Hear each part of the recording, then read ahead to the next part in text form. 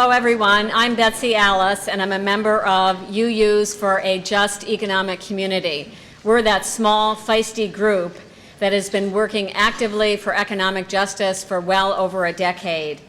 Michael Parenti represents a long list of very distinguished and amazing thinkers and activists that we have brought to GA year after year. Michael Parenti is an historian and social scientist. Parenti, the author of 18 books about social and political issues. His 19th book, called Super Patriotism, is about to come out within the next month. Some of the books are, you probably know about Democracy for the Few and To Kill a Nation. Michael is the author of those books. He knows history and he knows democracy. And he's been worried about our democracy for the few for a long time, and writing and explaining the underlying structures that have contributed to the erosion of our democracy. His latest book, The Assassination of Julius Caesar, which is going to be out there for sale, was nominated last fall for a Pulitzer Prize. This book tells the compelling story of popular resistance against entrenched power, wealth, and corruption during the late Roman Republic. Sounds eerily familiar, doesn't it? Today, he will bring lessons from history from that time to our current global economy and how citizens and governments alike can help shape a more sustainable world. We are very honored to bring this distinguished writer and thinker to you. Let's give a warm welcome to Michael.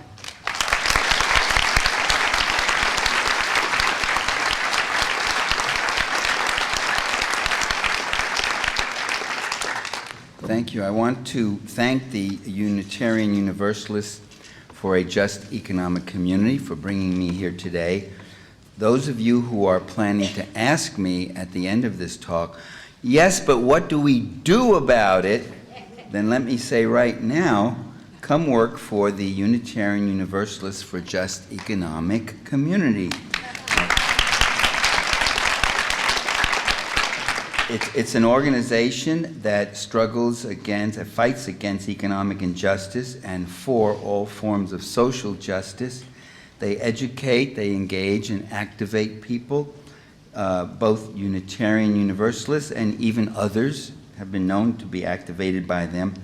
And I would encourage you to get involved by joining and by making a contribution. What I'm going to talk about a subject that really, I'm not going to talk about, there's been some confusion. I couldn't find out what my talk was supposed to be today. I finally just heard what it's supposed to be.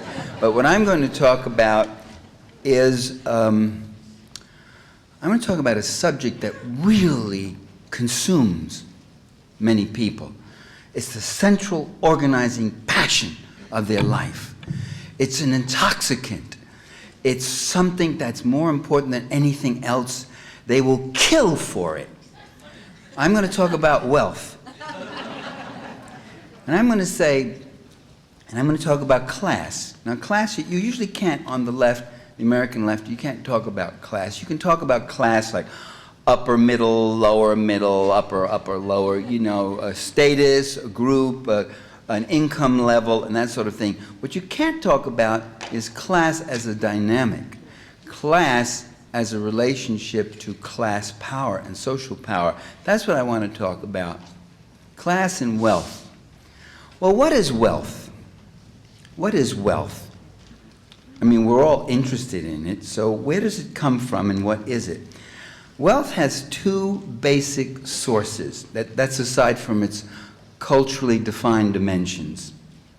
First, there's the natural resources of the planet, of the environment. That's the great basic source of wealth. The land, the fruits of the land and the forests, the subterranean resources, the mineral deposits and other rich deposits, the resources from the sea, salt, fish, kelp, the sun's energy.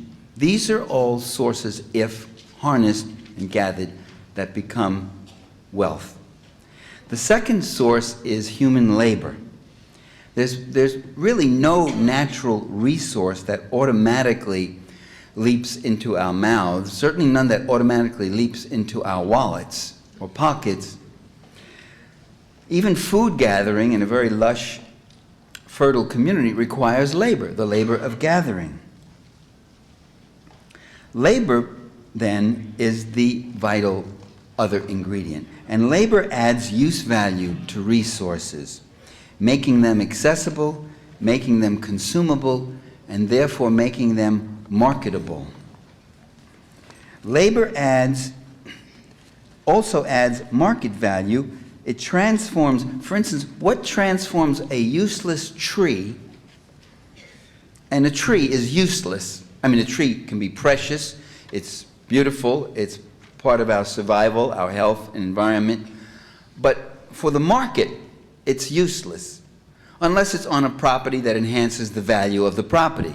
Someone sells you this and says, look, you got this beautiful oak tree here too, you know. Oh yeah, we added $1,000 to the house just for that tree. But generally, what transforms a useless tree into a commodity that you can sell is the labor that goes into harvesting it, transporting it into lumber. Now, lumber itself is another marketable commodity, of course. That's a source of profit. And then that transforming that lumber into furniture, all the labor that goes into that, and all the labor that goes into advertising and selling it and transporting it and bringing it to your house. Where do you want it, lady? And putting it down. All of that makes this, is what gives value to that tree. It's the labor. In food gathering and hunting and even early horticultural societies, there was not much opportunity to accumulate wealth. I mean, if you were a Native American Indian, you might want to own 2, 3 horses. You might even have pride, but you couldn't own 200. You couldn't take care of them all. You wouldn't have any reason for that. There was a rough equality of life in early food gathering and horticultural societies. There was a place for everybody at the fireplace. There was a communal table. If there was abundance, it was shared by all, more or less. I mean, maybe the hunter who killed the buffalo got the first choice cut or something, but everybody, there was food pretty much for everybody. If there was scarcity, if the herds disappeared, if the crops failed, if there was hunger, that too was shared by all. This is what was called primitive communism by some. By late horticultural societies, by the time you develop agriculture and surpluses and such, larger tracts of land are cultivated, towns and settlements, larger concentrations of populations in abundant valleys, trade develops, and wealth accumulates. And we witness a very strange and unfortunate phenomenon. That is, those with a surplus abundance, instead of sharing, become more possessive. Surplus and accumulation stimulates the accumulation impulse. Those with large tracts of land and large herds want still larger tracts and larger herds. And to make sure they can keep them, they hire bands of retainers to protect what they have from the dispossessed. The beginnings of the state and the beginnings of class society. So in advanced horticultural societies, they also do something else. They use force and violence to enlist other people into the quotidian drudgery, into the toil of their plantations, their estates, their mines, and such. These other people are slaves. And the slaves create wealth through their labor by creating all of this stuff and consuming but a bare subsistence of it. Well, so class society, class conflict, these are, as I say, they're forbidden terms in U.S. political culture, even among many who pretend to be on the left. You're not going to hear too much of that. But thinking of class as more than just a sociological category or an income category, as I said, lower middle, upper middle, all that stuff, thinking of class as a dynamic interrelationship having to do with wealth, Class, in that sense, is not just a category or a status, it's a social relationship. There's no such thing as a class in isolation. You can't talk about slaves without talking about slave holders and masters. You can't talk about lords without talking about vassals and serfs. You can't talk about corporate bosses without talking about workers and corporate employees. And what distinguishes each of them in each case is their relationship to a third factor. What distinguishes the few who own and the many who work for those who own, what distinguishes them is their relationship to this third factor, which is the means of production. That is, to the wealth, to the state power, to the land, the mines, the mills, the goods, the services. There are those who own things, and there are those who work for those who own things, who have nothing else, so they sell their labor power. That's most of us. That's what we got to do. We got to go find a job or a profession or something like that if we plan to pay the rent, whatever. Now, capital comes in two forms. There's both productive capital, that's the land, the mines, the mills, all that stuff, and then there's the material component of production. I mean, that is the material component of production I just mentioned. And then there's financial capital.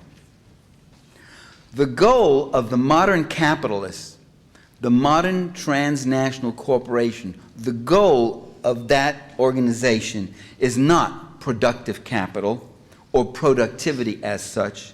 The goal is financial accumulation. And if maximizing your financial communication means intensifying your productivity, they'll do it. If maximizing your financial accumulation means minimizing productivity, taking certain things out of production, deindustrializing whole areas, buying up all the public assets in Eastern Europe and then just selling off the assets and deindustrializing them and closing them because you don't want their steel industry to compete with yours.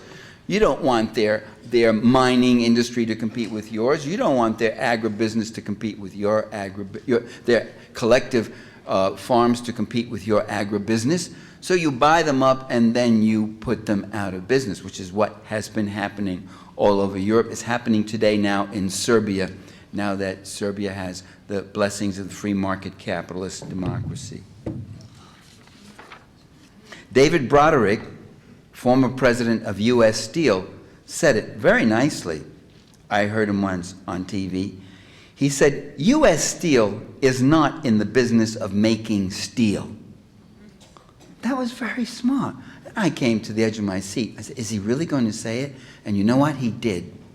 And then he didn't say, it's in the business of making a profit. He didn't say that.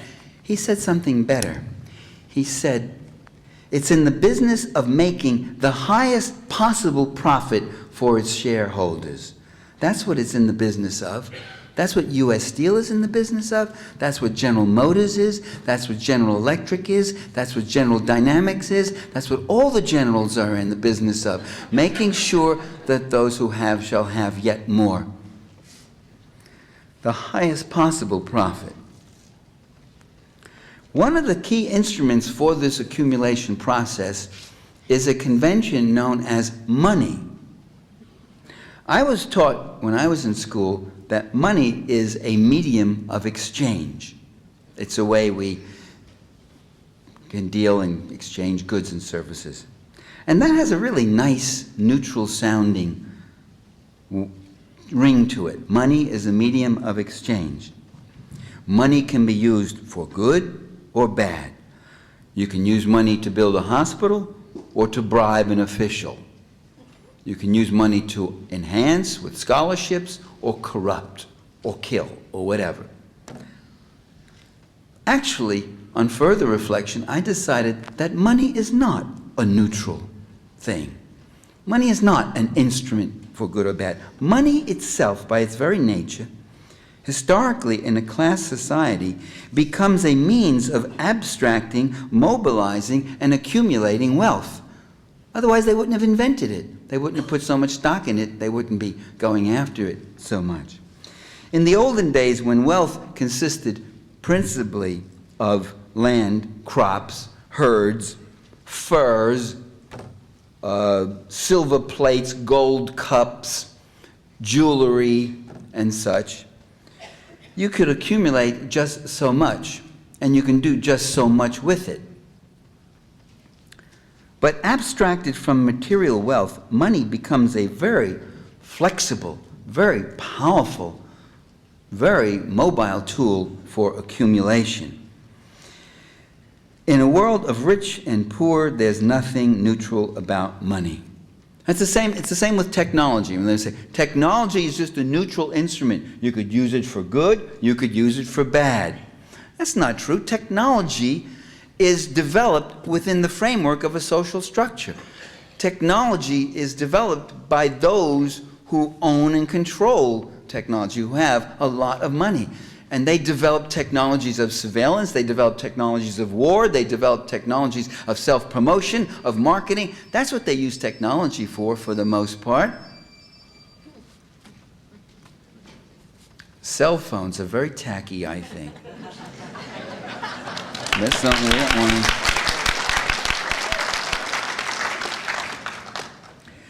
I was listening to somebody who I consider to be the id of the right wing.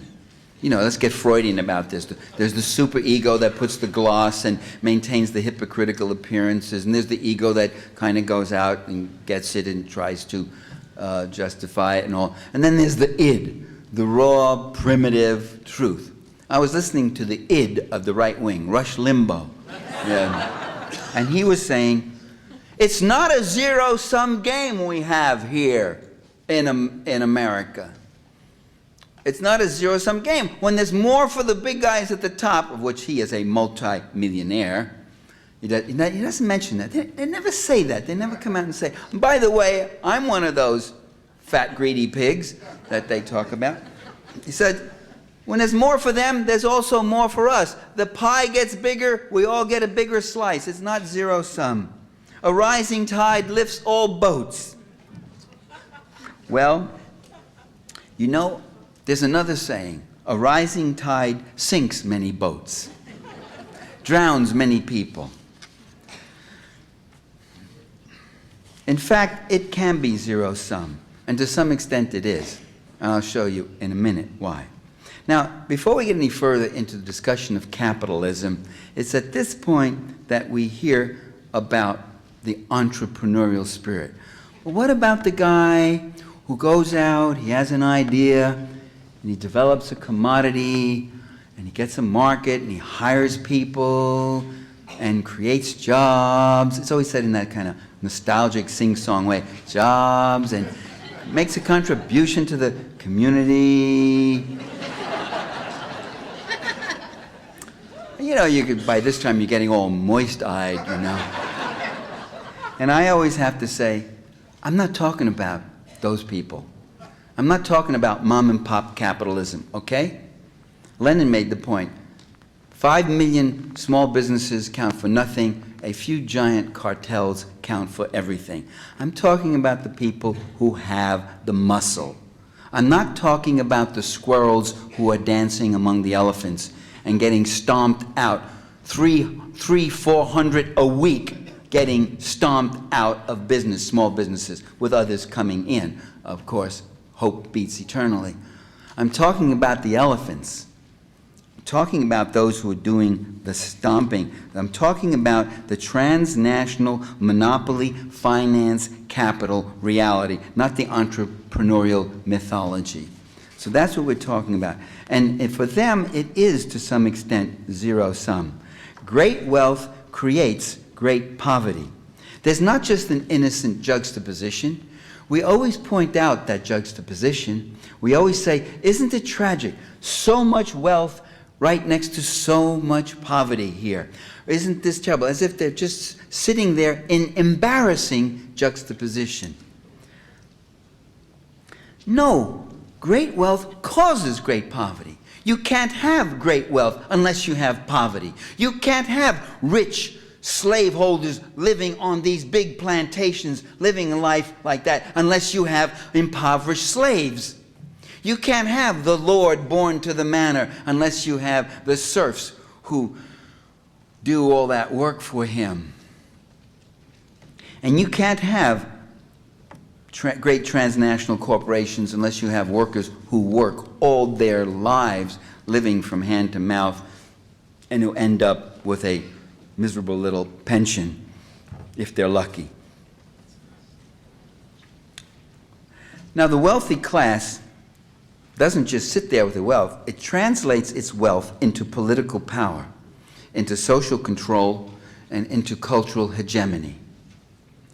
In time, the ever-expanding wealth and the ever-expanding appetite for wealth goes abroad. It has to look for other places to carve out natural resources, to exploit even cheaper labor, especially when their own workers start putting all sorts of ridiculous, stupid, wasteful demands on you, like a living wage, a pension fund, vacations, occupational safety, consumer protections, environmental protections. When will it stop? What are they doing? Every dollar spent wasted on stupid things like that is one less dollar in my pocket. So I go to Indonesia. I go to Haiti, where I can pay people not $15 an hour, not $1 an hour, but $1 a day. That's what I go to. So they go abroad, and there too, it's zero sum. Empire brings great wealth to the investing class and great expense for the people of the imperial nation. The process of empire, in case you want to know, the process of empire is what is called imperialism. And imperialism is when the ruling interests of one country expropriate or exploit the land, the labor, the natural resources, the markets, and the capital and technology of another country. That's what imperialism is. So these ruling interests do the same to the people in these other places as they do to people here.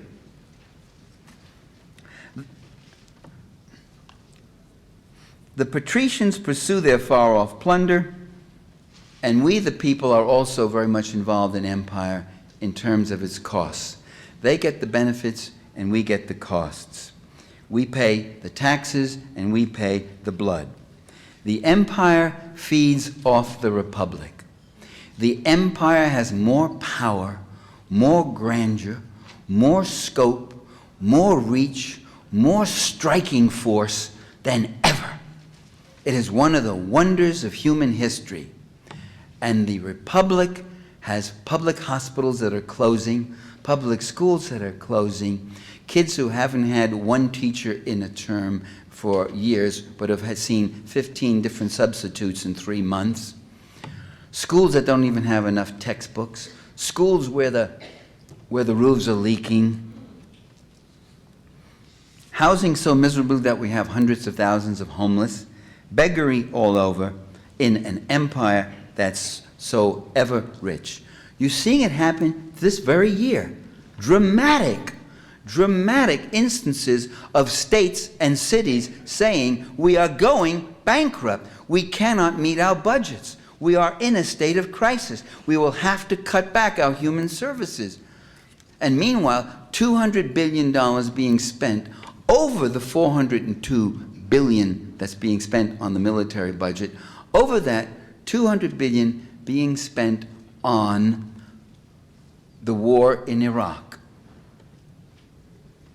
with fat billion-dollar contracts for Halliburton and Bechtel and 70 other U.S. corporations, and also access to a huge trove of oil worth about $3 to $4 trillion.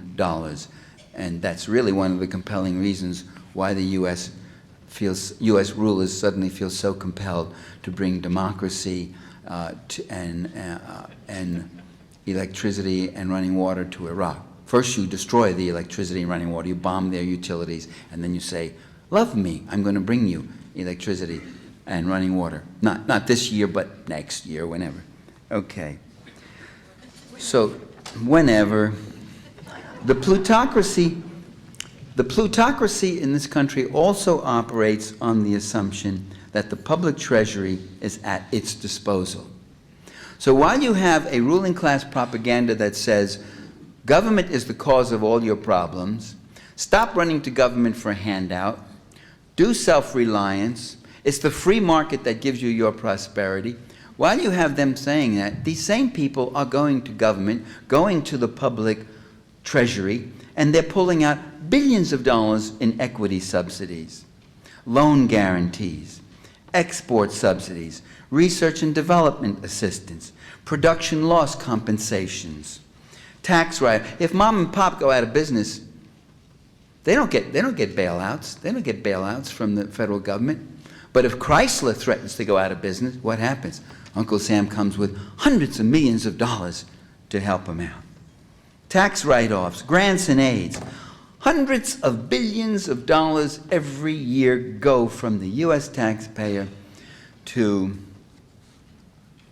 the Fortune 500. To them that have shall be given. To them that have not shall be taken even what little that they have. And the plutocrats operate on the assumption that the rest of us should learn to stand on our own feet and stop running to the government.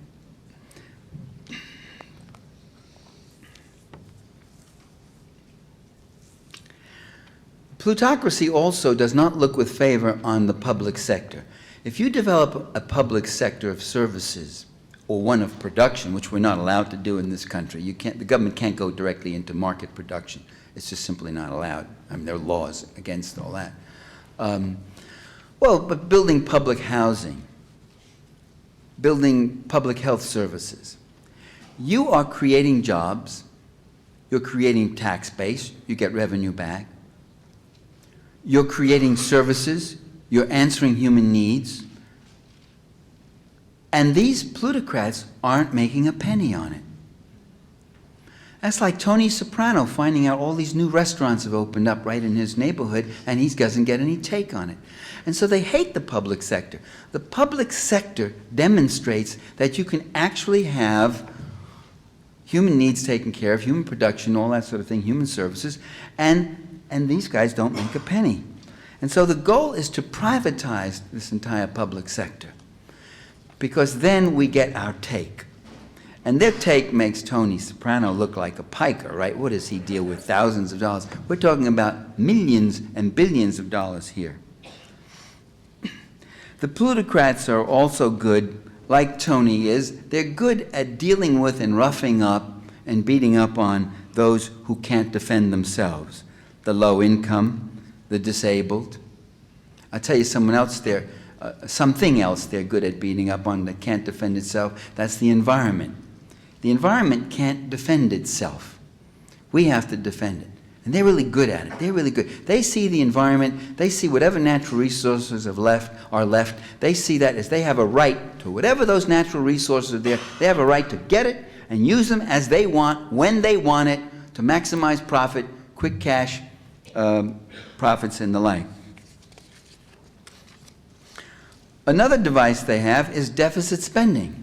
This is how the plutocracy uses our otherwise democratic government in the most undemocratic ways.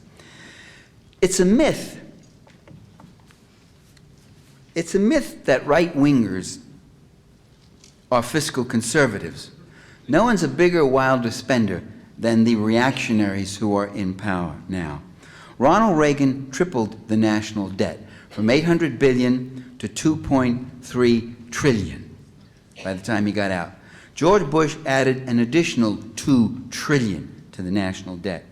Clinton reduced the debt somewhat and actually produced a surplus in his last two budgets. No deficit. What is a deficit? A deficit is when the government spends more money than it takes in revenues. How can it do that?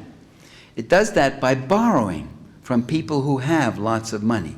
Rich creditors, banks, financial institutions, and the like, floating government bonds.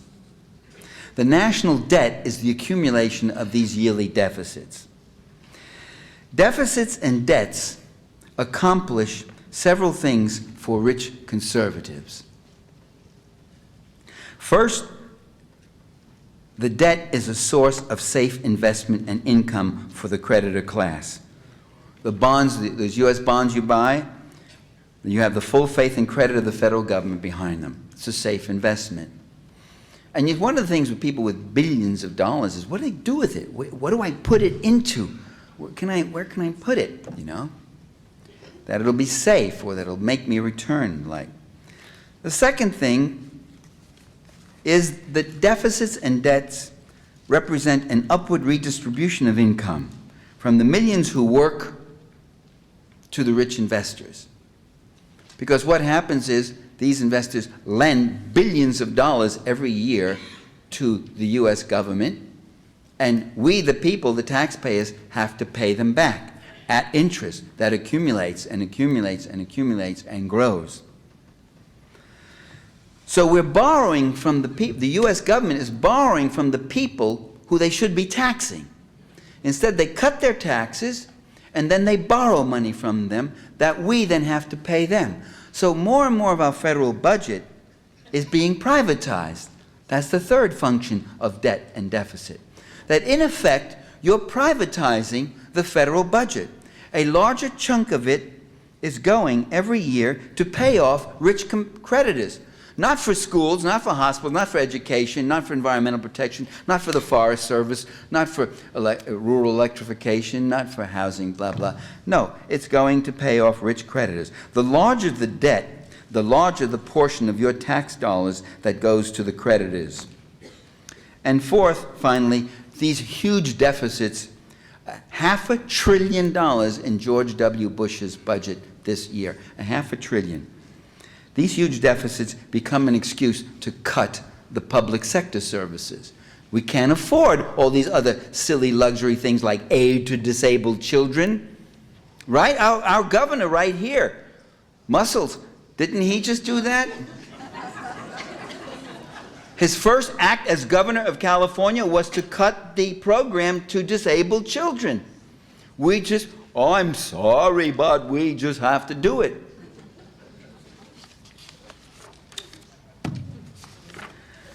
Well, through much of history, then, the leaders of a capitalist state have been concerned with three things.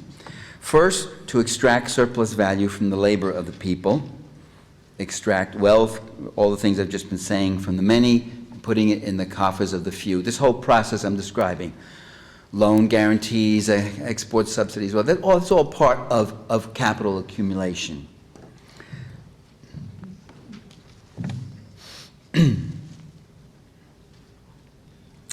Second function of the state is to protect that entire system of accumulation and upward redistribution.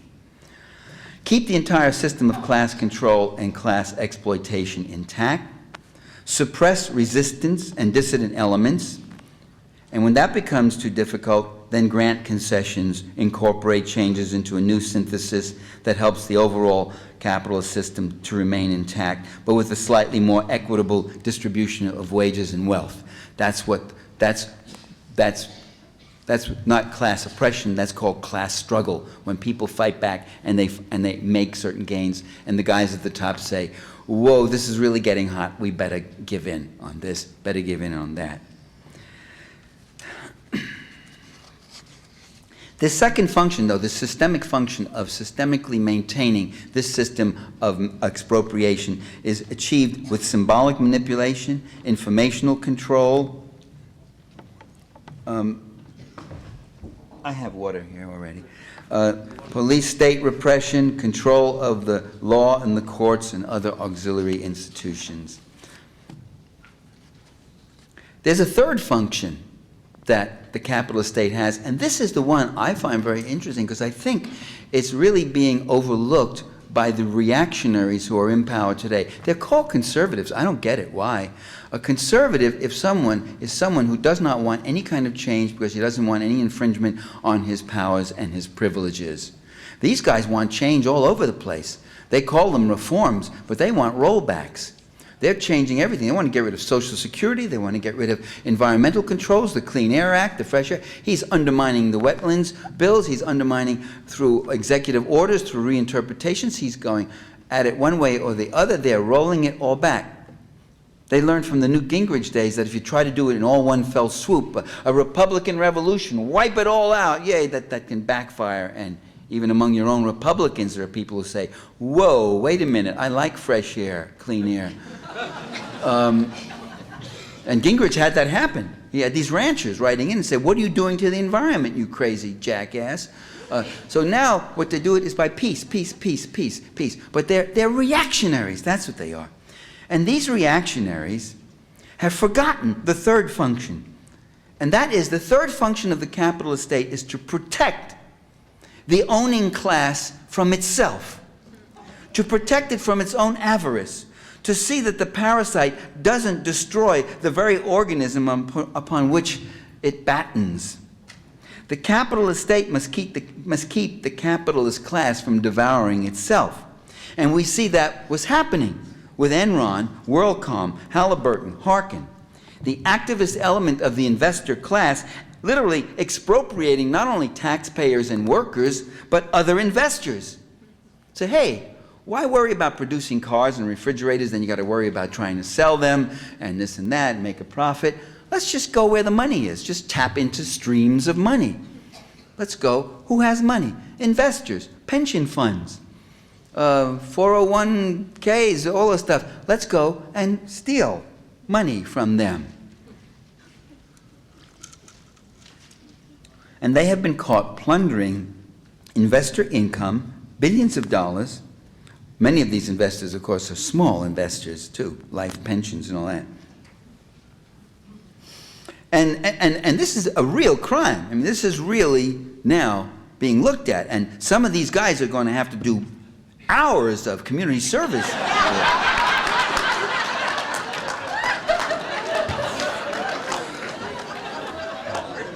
I mean, I'm getting really tough here, boy.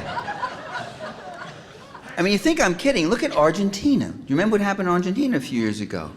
I mean, I thought there was a case of the failure of the capitalist state to protect itself against capitalism. All of the people's pensions and monies and funds and everything, Argentina, this investor class went in there and stole. You don't understand, you're dealing with people who are insatiable. You're dealing with people who are absolutely ruthless. We are dealing with addicts. It's not true that Coke or heroin is the worst addiction in America, or cigarettes, or alcohol. The worst addiction, the most crippling, the most damaging addiction is wealth. These people are just out of control. They just want more and more and more. And they're not unlike the ruling classes of all history. If the ruling classes of all history have ever wanted anything, there's only one thing they've ever wanted, and that's everything. They want all the lands, all the choice crops, all the herds, all the rich mineral deposits. They want control of all the labor, all the markets. They want all the civilities and comforts and luxuries of civil society while paying none of the costs. They want everything. And then when they got everything, they want still more. They want gold chalices to drink out of. They want $1,000 bills to light their cigars. Of course, the ruling class has learned since the days of the robber baron, they're not as crass and crude about it. But they are just as ruthless in their dedication to this accumulation. And I think that might be the crucial difference between the Democrats and the Republicans.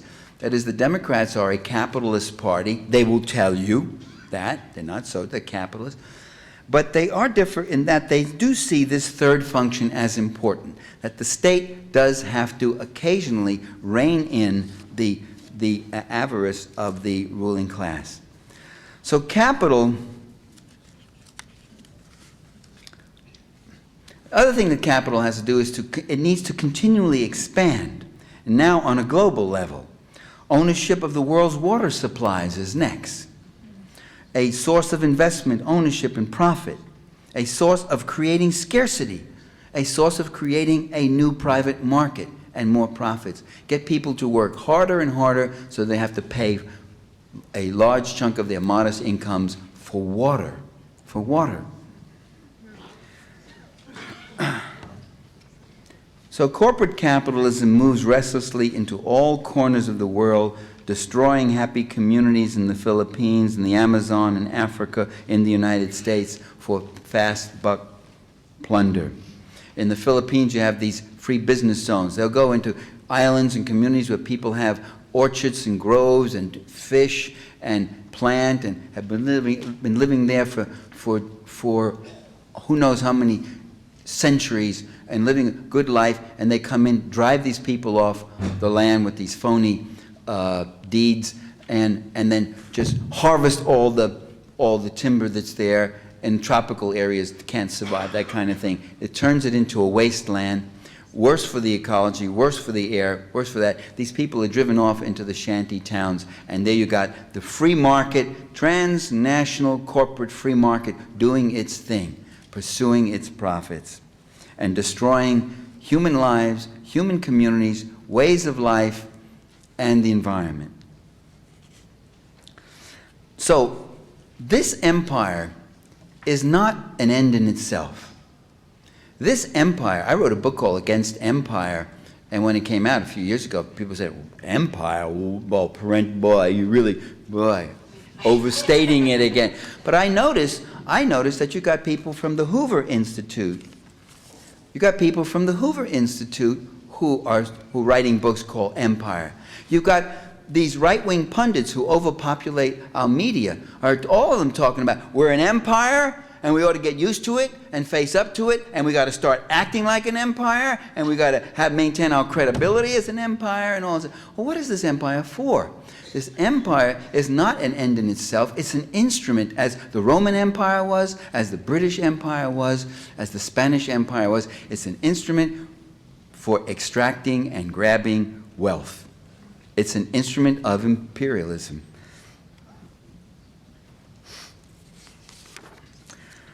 So Max Weber was a bourgeois conservative social theorist, a non-Marxist.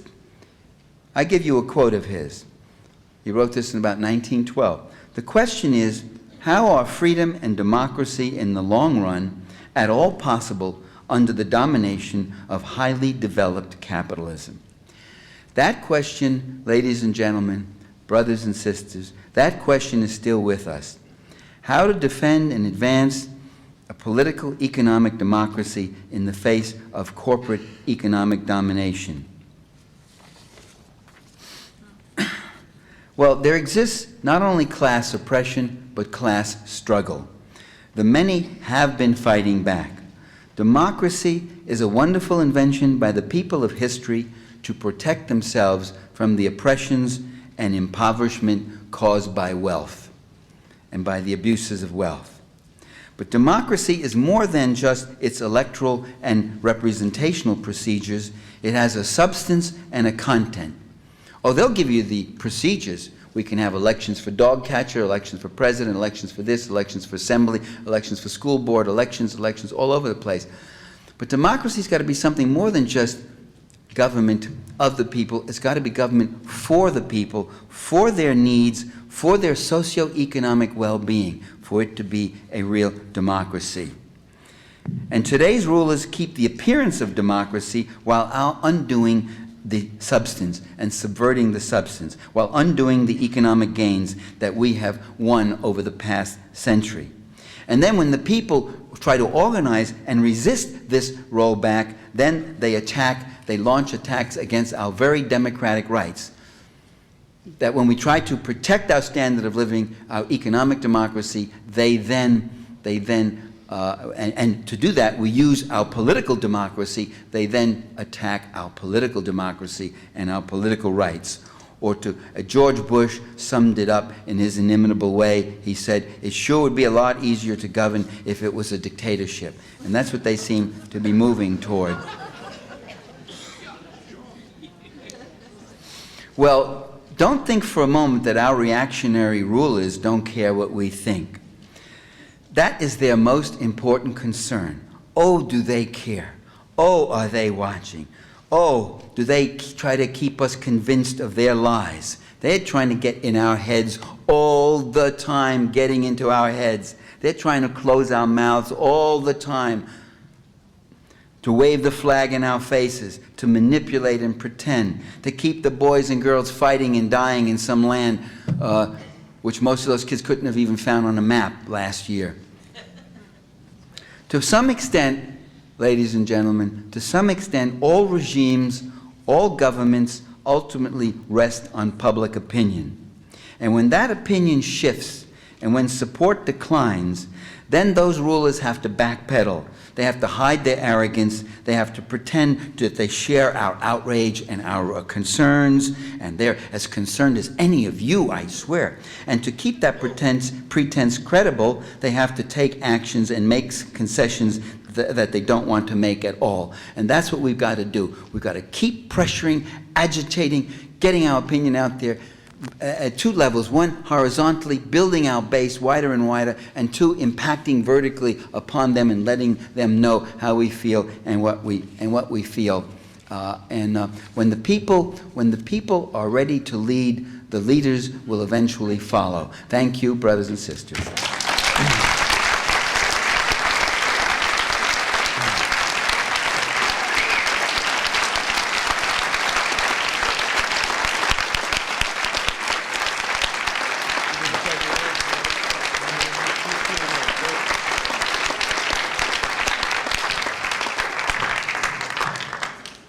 Thank you, Michael Parenti.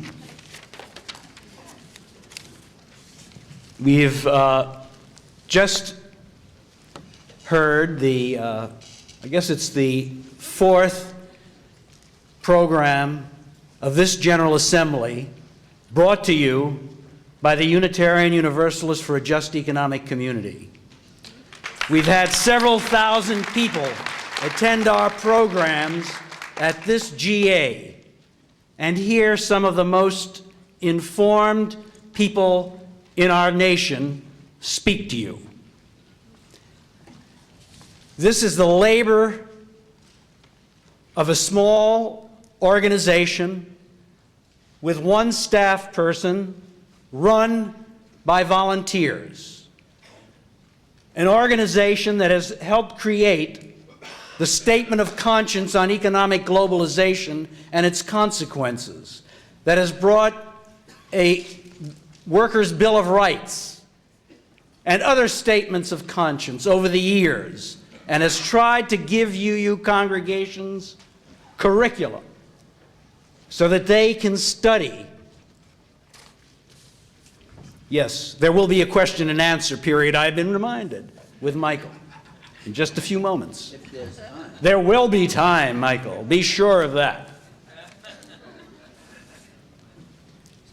We have led the efforts to educate UUs about economic globalization and have taken people and organized people to go down to Miami to the FTAA. We have taken people to Mexico to see the effects on human beings of economic globalization, corporate globalization. And we need to have your support to continue this work. You will find on your chairs either the call with a pink cover that's got an application for membership, or this brochure. And we would urge and ask you to please help support UUs for a Just Economic Community at this critical time. You've just heard how critical it is, and it's going to get even worse, unfortunately, as the empire continues its deeds of death and destruction and exploitation. So now we'll go to Michael for questions. Thank you very much. There's a microphone here in the center. You going to test? That's what I was going to say. There's a microphone here. If you can line up, we can record your question for possible broadcast. Thank you. I wonder if you could talk a little bit about the role of That's it. We won't have time for too many more after that, I think. Yeah, right. I wonder if you could talk about the role of the defense industry in transferring wealth from the public sector to the private sector. You just did it. That's what its goal is. Defense spending is marvelous. I mean, if you're a military contractor, look what you got. You have non-competitive bidding, most cases. So the price I name is the price the government gives me. You have a predetermined market, a guaranteed market. Unlike the auto manufacturer, he's got to go out and worry about selling his cars, those ecological disasters known as cars, or refrigerator or TVs. You got to sell them.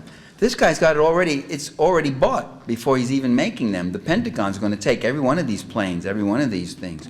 You get research and development from the government. You get equity.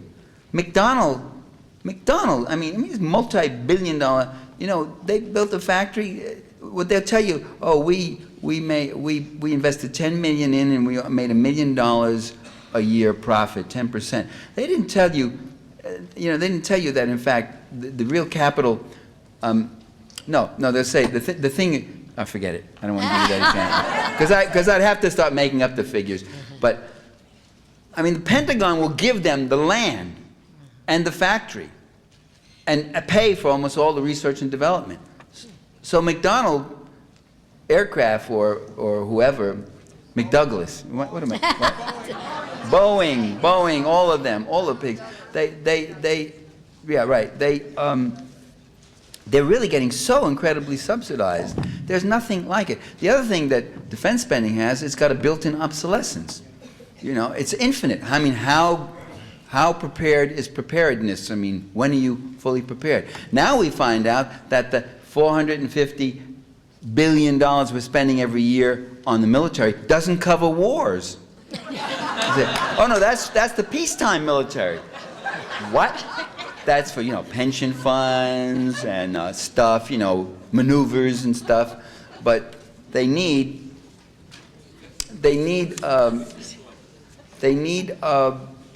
I forgot what I was going to say. Okay. They need extra billions for the wars. That's exactly what happened with Iraq. They've gone and spent an extra $100 billion now to fight the wars. Something to look forward to. Your tax dollars at work, your future tax dollars at work, not just the ones now, but the ones later. Yes, Ms. Okay. I'm also a member of WILF, Women's International League for Peace and Freedom. Wait, could I just add one last thing to that? The function then is, as far as the question of the privatization of the economy with defense spending, it's the most it's the biggest stream, the most profitable source of government contracts and profit, corporate profit. That's what defense spending is. That's why it's so untouchable. Not because it keeps you safe and all that. It's because it keeps them super rich. Yeah. Okay, I am a member of WILF, Women's International League for Peace and Freedom, and one of our very big projects I think it's a good organization. Challenging corporate abuses, corporate power, and abolishing corporate personhood. They are persons, but they're psychopaths. I will happily give you a flyer. Are you a member of WILF? I've given talks at WILF organizations, but no, I'm not a member of WILF. I thought it was women only. Yeah. All right. Yes, my name is Strider. Adam Smith was the founding philosophical father of capitalism, and in 1759, in Moral Sentiments, he wrote, "The purpose of government is to protect wealth. Its very end is to defend the rich against the poor." The next, prior to him, was John Locke, who said, "Anything not being exploited for profit is wasteland, and is therefore the property of anyone who wants to go and take it from those who are not properly exploiting it." What we have in the last 50 years is the very conscious creation of scarcity. It happened with the Mining Act in the 19th century, and with the railroads' theft of 150 million acres, and now the airwaves and the water. But it used to be just a natural concomitant. Now it is very... Stop him. Why is that? It's class oppression, and I would like to speak about that. I've worked all my life, and I'd like to speak for another 15 seconds. Go ahead. All right. The the theft of the commons of the whole world has been absolutely conscious policy for the last 50 years to create scarcity. Could you address that as being a known and conscious policy right now? Thank you. Yeah, I dealt with some of that in the very opening part of my... Are you listening? Yes. Yes. I dealt with some of that in the opening part of my talk. I noticed you came in late and you may have missed that. But we did talk about the function of land and labor and how these things are expropriated. And you gave some a very telling quote by Adam Smith and some good information on that. And it's not just the last 50 years, but of course in the last 50 years the process has intensified and it's becoming more in crisis and more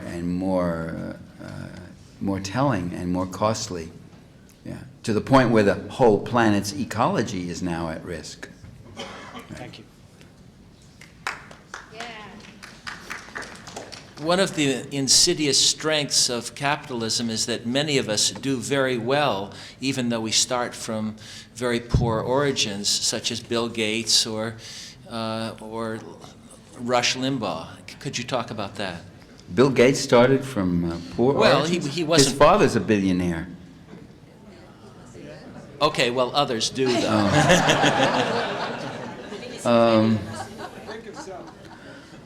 Well, I don't know what the point is. The point is that there are people who make great fortunes. Yeah, that's true. Generally in an advanced, mature capitalist society, making a great fortune is a rare exception. Bill Gates, I mean, you can name them on one or two hands. The surest way to gain wealth in a capitalist society is to have the foresight, the resourcefulness, and the intelligence and creativity to pick the right parents at birth. That really is the best way. There's very little really transporting from one class to another. I mean, you might go, my father was a blue-collar Italian-American worker in New York, and I was a street kid in New York City, and I didn't go to college after high school, not for a while. I worked and all that. Okay, so I was lucky because I was at a certain stage where the economy was expanding, universities were expanding, there was a stipend, a fellowship. I don't see that, though. I don't see that I don't see it as a manifestation of the beneficence of capitalism, one. I don't see it as a demonstration of the individual greatness and accomplishment of this present person. I'm a self-made man. That's baloney. There's no such thing as a self-made man. I wouldn't have been able to go anywhere if it wasn't for generations of people whose names I don't even know, who fought for the principle of public education. That's how I went to school, because I got public education.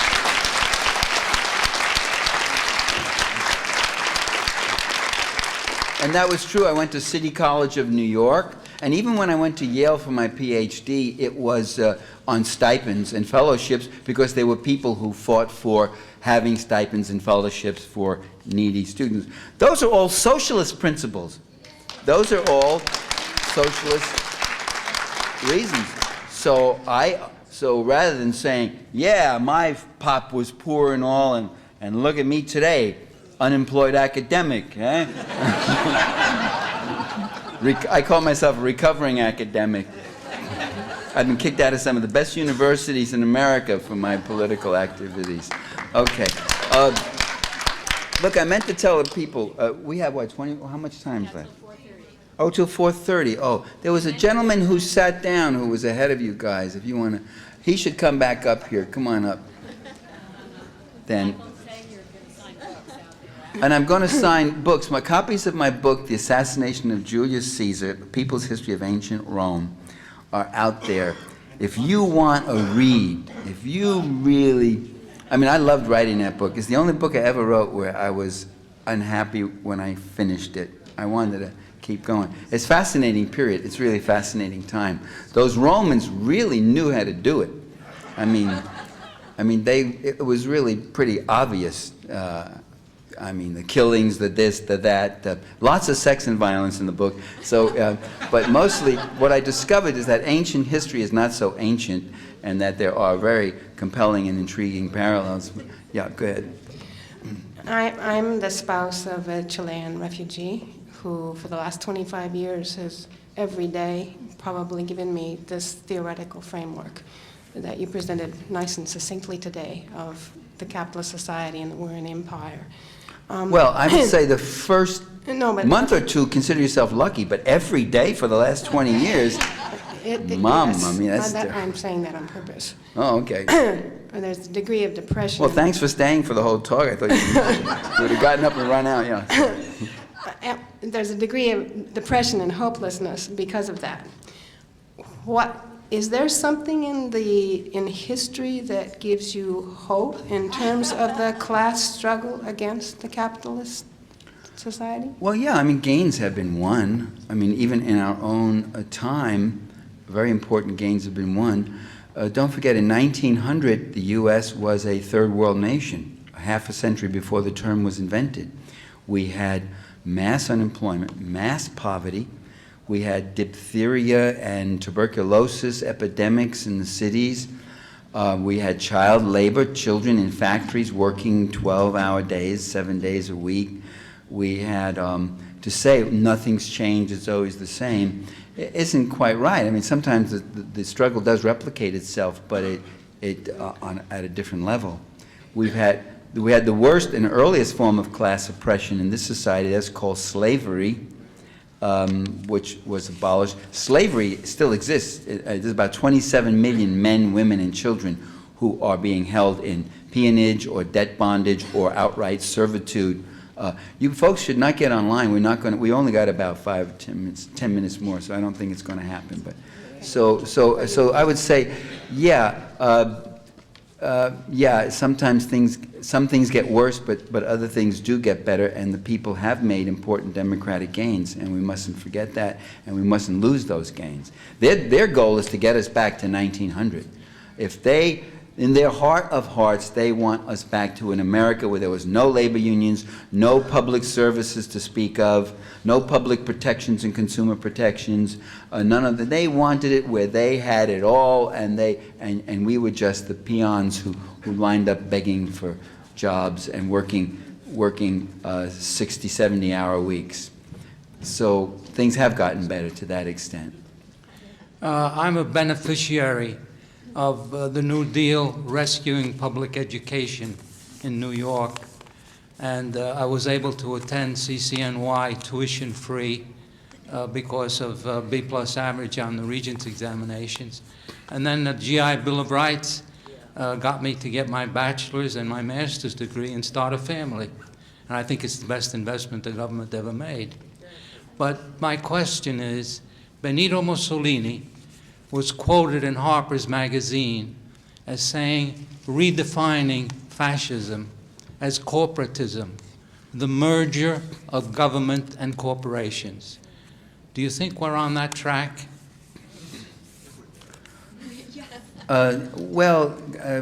Mussolini's corporatism was more than the merger of corporations and state. The corporate, it meant the incorporation of the entire population. There were corporate components, workers, peasants, middle class, and all. It's another whole thing. That's a playing around with the term. Fascism is a false revolution. We use the term fascism to mean Pinochet, oppressors, right-wingers who support the state. But fascism was a particular invention of the ruling class. It projects a false populism. It projects a mass populism. And in that sense, you're getting some of that from this class today. They project this false populism that we're for you folks. It's these liberal elites who try to run everything. It's these latte-sipping hoity-toits, and we're for you regular folk here, you know. And George Bush gets up and he says, Americans, I heard his ad on TV, he said, Americans are hard-working people. He just gets his Texas accent gets thicker, and we out there and we're doing it, you know. So they try to affect, because they know that a lot of people don't vote the issues. They vote against their own interests. They vote their values. And they say, we're the guys you want. We're the church-going ones. We're the ones who believe in marriage and the sanctity of marriage. Rush Limbaugh, He loves marriage. He just got his third divorce. He's going to get married a fourth time. He loves marriage. He believes in marriage. He's going to keep doing it until he gets it right, you know. I mean, they're the biggest hypocrites. They're no more pristine in their personal lives than we are. But this is the hypocritical veneer they put out there. You know, George Bush never read a book in his life. They like him for that. That's what they, you know, they don't quite say that, but regular guy and all that sort of thing. So in that sense, they do make mass appeals in order, and they do conjure up irrelevant enemies. They say the people who are doing this to you are the immigrants, or the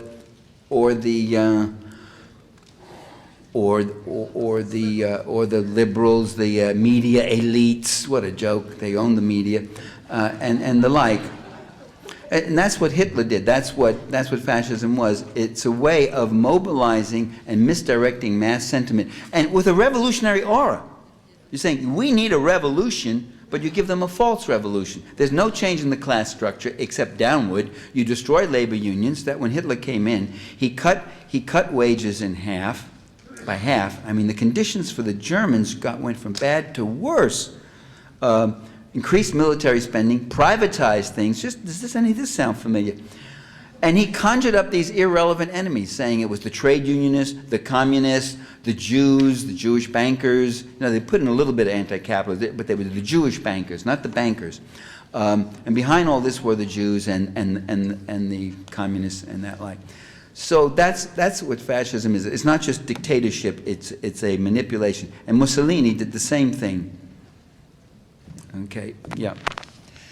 Thank you for a chance to get a word in. Just really appreciate what you've said today. I just wondered if you'd speak to the whole issue of the atom. You know, Einstein spoke his words about everything changing but our way of thinking and what the outlook is, and how this has been surrounded by both secrecy and also a lot of psychological denial. I mean, you know, we don't want to think about it, but it is... Think about what? The atom? The whole issue of atomic weapons and the military and what they're now up to. I mean, it's like the Cold War is all on again as far as this administration goes. What do you think of what's happening that way? Well, that's part of the empire's plan to become so totally invincible, and you do that by controlling war from outer space, by building ultimate weapons, the ultimate weapons, and they're using weapons. They use them in against Serbia and in Kosovo, depleted uranium, horrible effect. They used them in the Gulf War in '91, and they're using them again now in Iraq, depleted uranium weapons. They are developing new nuclear weapons. It's all part of this same, what their values are. All their money, all their inventiveness, all their science goes into what? Surveillance and destruction. What is it? Well, think of all the other things. Name the great military governmental leaders that gave us all. They didn't do it. It came from the people. Everything else came from the people. Everything else. You want to name it? Conservation, public education, workers' rights, women's rights, civil liberties. All that came from ordinary people fighting and agitating. These guys up there never offered or came up with one of those things at all. Their job was to resist those things, ignore them, try to repress them, and then finally make grudging concessions when they had to. Yeah.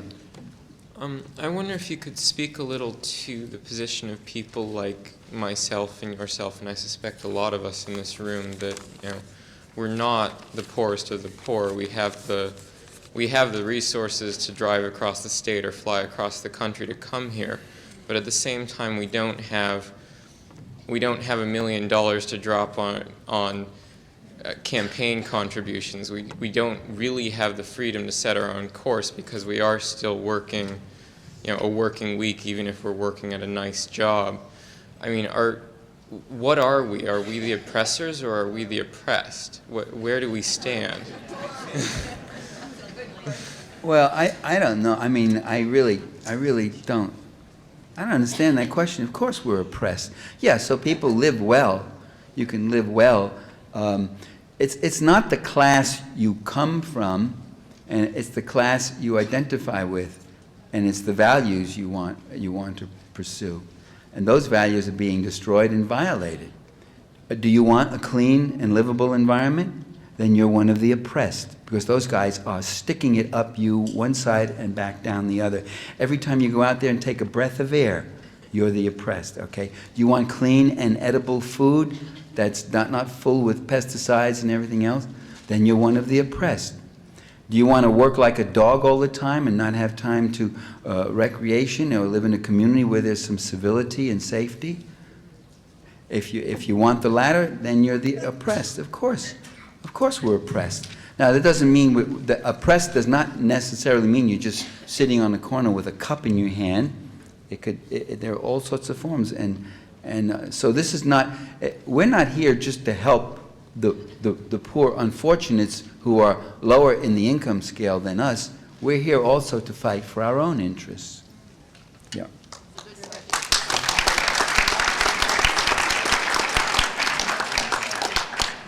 I was interested, you talked about government deficits or ballooning government deficits as a tool for creating safe investments in terms of Treasury bills, a larger Treasury debt.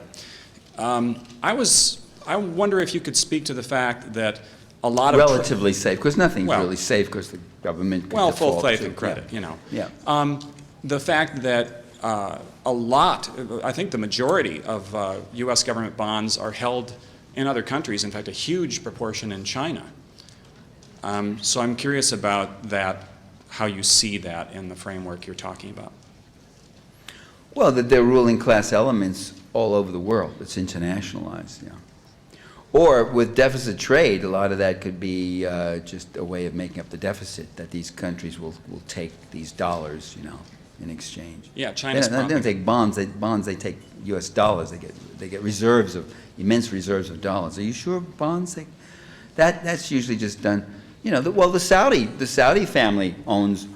The Saudi family owns a lot more U.S. bonds than all of us in this room put together, and then another 10 other rooms.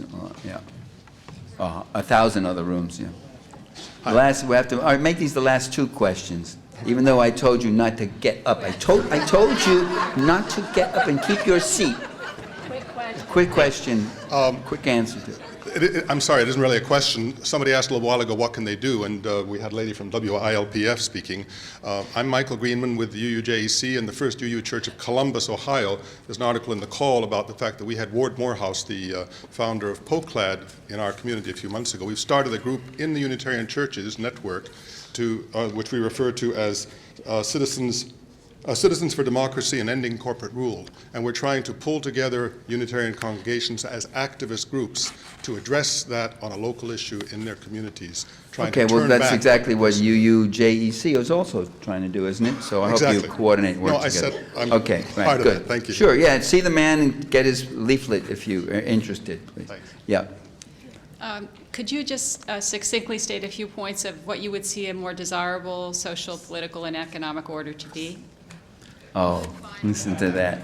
I think you can get that from what I've just said, an order where most of the major industries would be publicly owned and be used for, not for profit, but for development, a society in which we would cut our military budget. In Against Empire and in Democracy for the Few, I have at the end, a whole section. It's so obvious the things we want. Better environmental protections and regulations, stronger labor unions, public ownership of these giant corporations, the end of corporate personhood would be certainly true, limiting them, drastic cuts in military spending with an eye to totally eliminating the military except for minimal defenses, and you can go on and on. What? Living wage, all those things, surely you know. No, the problem is not what we would do. We all know what we would do. Stop this crazy space station program going to Mars. How about paying attention to Earth and all that? The question is, how do we get them to do it? And that's what we got to keep struggling for, I think. Thank you, Michael, very much for all the analysis you've done for so many years and the advocacy work. It's fantastic and a source of inspiration. Please go out and purchase a book and join our organization, UUs for Just Economic Community. Thanks.